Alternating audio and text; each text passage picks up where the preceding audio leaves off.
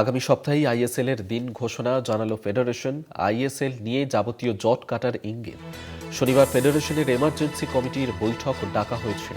কমিটির সুপারিশ অনুযায়ী এবছর লিগের আয়োজন করবে ফেডারেশনই, এবং যেমনটা ফেডারেশনের তরফ থেকে এই নিয়েই জানানো হয়েছে।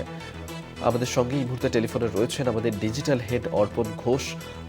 অর্পণদা, আইএসএল এর দিনক্ষণ নিয়ে ঠিক কি জানালো ফেডারেশন?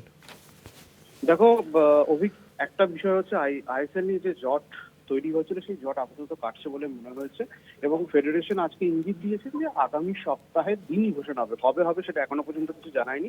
তবে সবচেয়ে ভালো খবর যেটা সেটা হচ্ছে আইএসএল হচ্ছে, যেটা সম্ভাবনাটা প্রায় ছিল না।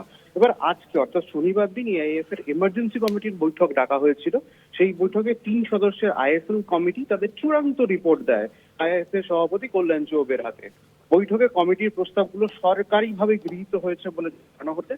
ফেডারেশনের পক্ষ থেকে জারি করা বিবৃতিতে যে বিষয়টি জানানো হয়েছে সেটা হচ্ছে যে আইএসএল কমিটি যে সুপারিশগুলো করেছে সেগুলির ভিত্তিতেই চলতি মৌসুমের লিগ আয়োজন করা হবে।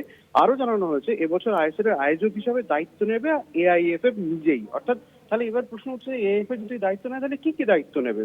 সূত্রের খবর, রেফারিং থেকে শুরু করে সম্প্রচার সহ লিগ পরিচালনার যাবতীয় খরচ বহন করবে ফেডারেশন।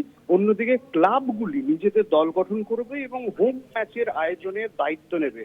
সব মিলিয়ে যেটা বলা যেতে পারে, দীর্ঘ অনিশ্চয়তার পর আইএসএল নিয়ে স্পষ্টতা এলো এবং আগামী সপ্তাহে দিন ঘোষণা করবে ফেডারেশন। এটাই বড় কথা, এবং আইএসএল হচ্ছে, এটাই বড় কথা। অভিক, ধন্যবাদ অর্পণদা। ডিজিটাল হেড অর্পণ ঘোষ আমাদের সঙ্গে টেলিফোনে ছিলেন।